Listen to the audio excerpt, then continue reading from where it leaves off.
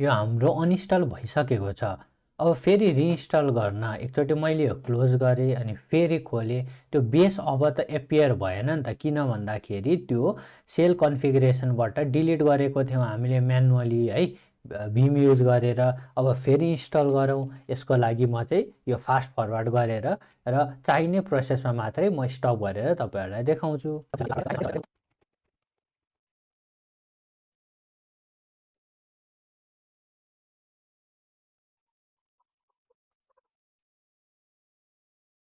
हाम्रो anaconda install भइसकेको छ। अब मैले यहाँ नो लेखेँ है त, अनि पछि यसलाई कसरी सल्भ गर्ने भनेर हेर्छौँ। अब यो त अब इन्स्टल त भयो है।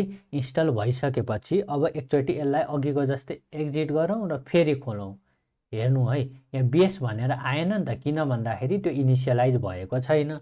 अब हामीले त्यो भिम युज गरेर डट ब्यास आरसी हेरौँ है, हेर्नु है त, यहाँ त खोइ आएको छैन नि त त्यो कुरा। एकचोटि मैले यसलाई फेरि एक्जिट गरेँ। एक्जिट गरिसकेपछि अब त्यो कसरी ल्याउने भन्दाखेरि हामीले कन्डा इनिसियलाइज म्यानुअली गर्नुपर्ने हुन्छ। कन्डा कहाँ बसेको हुन्छ? यो स्टुडेन्ट 1 भन्ने युजरको या तपाईँको युजरको एनाकोन्डा 3 भन्ने भित्र हुन्छ। यसलाई एक्टिभेट गर्नको लागि सुरुमा सोर्स एनाकोन्डा 3 बिन एक्टिभेट गर्नुपर्ने हुन्छ। यो गरिसकेपछि यो यसरी एक्टिभेट हुन्छ।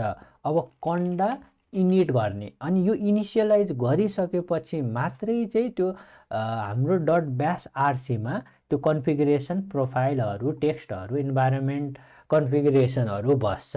अब फेरि चेक गर, अब क्लियर गरेँ, फेरि चेक गरौँ है त। त्यो ब्यास खोलेर भिम डट ब्यास आरसी मैले गरेँ। हेर्नु है त, त्यो गर्ने बित्तिकै कन्डा इनिसियलाइज गरेर यो सबै कन्फिगरेसनहरू यहाँ बस्यो। अब एक्जिट गरेँ मैले, डब्लुक्यू एक्जिट गरेँ। अब मैले फेरि यसलाई एक्जिट गरेँ र फेरि खोलेँ है त। यो खोल्दाखेरि हेर्नु अब आफै बेस भनेर आयो। यो कुरा चाहिँ हामीले हेर्न सक्छौँ। यसरी चाहिँ म्यानुअली हामीले इनिसियलाइज गरेर यो प्रब्लम पनि सल्भ गर्यो। अब चाहिँ कन्डा डिएक्टिभेट भनेर बाहिर निक्लिन पनि सक्छ, फेरि कन्डा एक्टिभेट भनेर भित्र छिर्न पनि सकिन्छ। यसरी चाहिँ हामीले गर्न सकिन्छ। अर्को कुरा, यो टर्मिनल खोल्ने बित्तिकै जस्तै क्लोज गरेर खोल्ने बित्तिकै आफै बेस आयो नि त। तर यो नल्याउनको लागि बाई डिफल्ट यो चाहिँ कसरी चेन्ज गर्ने भन्दाखेरि सुरुमा हामी कहाँ जाउँ भन्दाखेरि यो वेबसाइटको मुनि यो कन्डाको डकुमेन्टेसनमा जाउँ। यहाँ इन्डिभिजुअल एडिसन, यो डकुमेन्टेसनमा गएर यहाँ इन्स्टलेसनमा जाउँ। इन्स्टलेसनमा लिनक्समा जाउँ र यहाँ हेरौँ है त, अघि मैले यही स्टेप फलो गरेको इन्स्टल गर्नलाई। र यो जस्तै अटो एक्टिभेट अन्डरस्कोर बेस अनि यति लेख्ने र अटो एक्टिभेट नहोस् भन्दाखेरि फल्स लेख्ने। यो भयो भने चाहिँ हरेकचोटि क्लोज गरेर खोल्दा यो बेस आउँदैन। त्यो नआइसकेपछि फेरि आएन भने यस्तो देखिन्छ, कन्डा डिएक्टिभेट यस्तो यो यसरी खोल्छ है।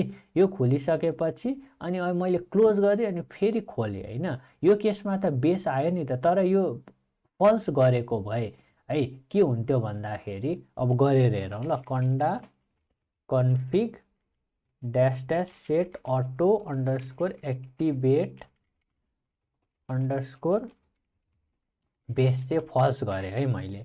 अब मैले यसलाई एक्जिट गरेँ र फेरि टर्मिनल मैले खोलेँ। हेर्नु है त, आफै भएन नि त। अब म्यानुअली नै कन्डा एक्टिभेट भनेर गर्न सक्छौँ।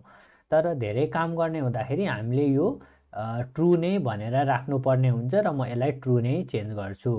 म यहाँ जान्छु, यसलाई मैले कपी गरेँ र टर्मिनलमा मैले पेस्ट गरेँ र ट्रु भनेर राखेँ र एक्जिट गरेँ र फेरि खोलेर चेक गरेँ के भयो भन्दाखेरि अब हाम्रो आफै नै आयो। यसरी चाहिँ यो कन्फिगरेसन युज गर्न सकिन्छ।